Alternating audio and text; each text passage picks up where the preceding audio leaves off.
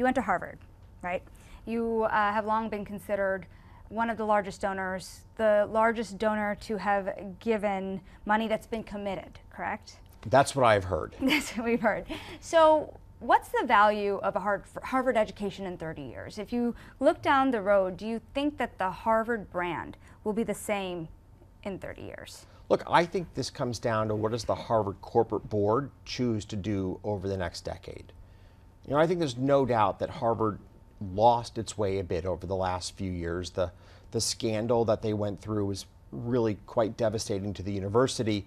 But under the leadership of the new president, the focus on encouraging a more open discourse, a more transparent discourse in the classroom, a focus on returning to the fundamentals of Western education, I think positions Harvard well to pivot back towards its long-established position of leadership in America higher education. Do you think what's happening there, though, says something much bigger about the role of elite colleges, elite universities in America? Look, I think what had happened at Harvard, which was the rise of wokeism, a focus away from traditional values in education, the emergence of a cancel culture, the anti-Semitism that we witnessed on campus, was part of a larger dynamic that was gripping American culture. And I think one of the great parts of the Trump administration has been the pushback on wokeism and on some of the cultural dynamics that I think really polarized us as a nation. I really do hope that higher education, and we're seeing this across the country, focuses once again first and foremost, how do we create the next generation of people who are great contributors to society in leadership and other roles across our country. But since you stopped giving to Harvard, and maybe it's not a direct, money went there to money went to different universities, you have broadened your giving quite meaningfully. And so do you see your dollars going elsewhere into different types of universities moving forward?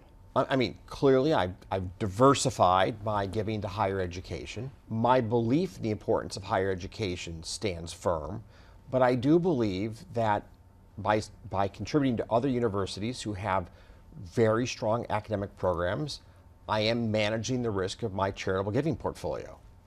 It's interesting also because over at Harvard you have a School of Arts and Sciences with your name on it. And I'm wondering what you think about the skills of the future that people need to thrive in this country. At our core, there is a debate between the value of a liberal arts education and a STEM degree. There's no doubt America needs more graduates with a STEM degree. But I cannot emphasize enough the importance of a liberal arts education. And in particular, when you think about public service or the skills often to run a large company, having an appreciation of economic, political, and philosophical considerations, I think, is very important in the performance of one's duties.